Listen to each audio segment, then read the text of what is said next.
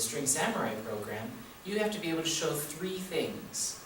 First is how to hold your instrument. Second is how to produce a sound with your right hand. And third is how to change pitch with your left hand. Bass can be played either standing or sitting on a stool. I vastly prefer sitting on a stool because it just gives me that extra sense of security that I'm not going to drop the instrument. But sometimes you have to stand as well.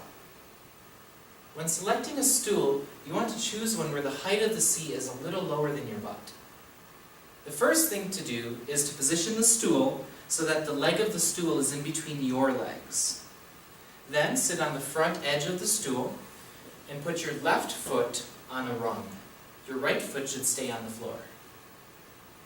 When you're holding your bass, your left knee will support the back of the instrument and also control the angle, how far it tilts in or out. Make sure you sit far enough forward on your stool that the front of the stool isn't going to scrape the back of the bass. If you must stand while playing bass, keep in mind that you need both your hands free to play the bass. So you have to be able to balance the bass against your body without either of your hands. I've never been very good at this, so that's one reason I prefer to sit. Everyone's body is a different size and shape, so how to hold your instrument changes a little from person to person. Especially, you have to determine how far out your end pin needs to be, and this can change depending on what size stool you're sitting on or if you're standing. But these are the 4 things to look for in a good posture. The main thing that will determine your end pin height will be your bow. You should be able to drop the bow just directly onto the middle of the space in between the bridge and the fingerboard.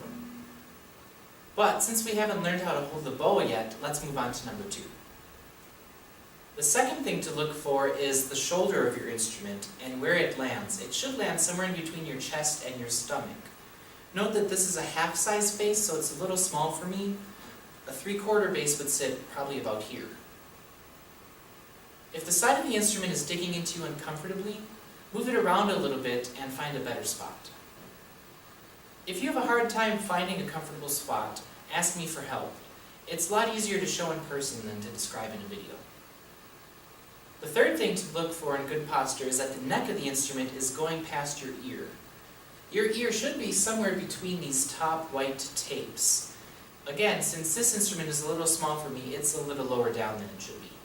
And it's okay for it to be lower, we just don't want you to have to lift your hand way crazy high to play. You might not be able to see your fingertips when you're holding your bass correctly, and that's okay. When we play songs, you can check your finger position before we start, get back into position and play the song, and then check at the end to see if your hand is moved. Unlike cellists who hold their instruments flat against their bodies, bassists hold their instruments at an angle. Later, when we start using bows, the angle you hold your instrument will be determined by which bow you choose, French or German. For now, aim for about this angle.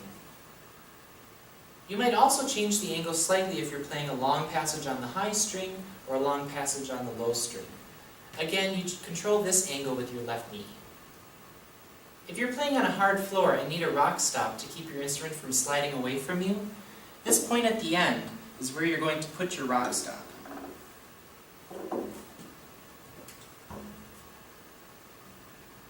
Okay, let's talk about the size of your instrument. The most important thing that will determine what size instrument you play is your finger size. You need to be able to put your first finger on the white tape, your second on the black, and your pinky on the other white tape. If you can't reach all of these at the same time, then you need to go down a size. If you can reach those tapes, but your hands have to stretch so much that they're really tense, you should probably go down a size anyways.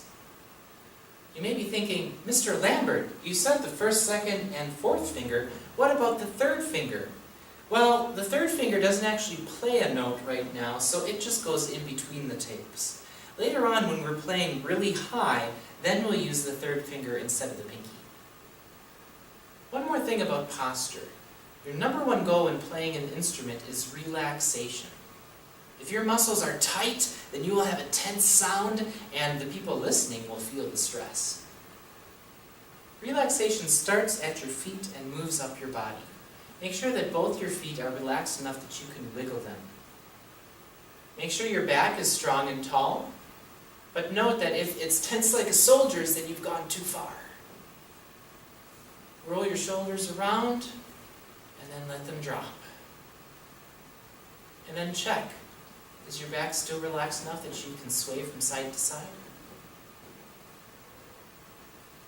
Alright, continue to part 2 to learn how to make a sound.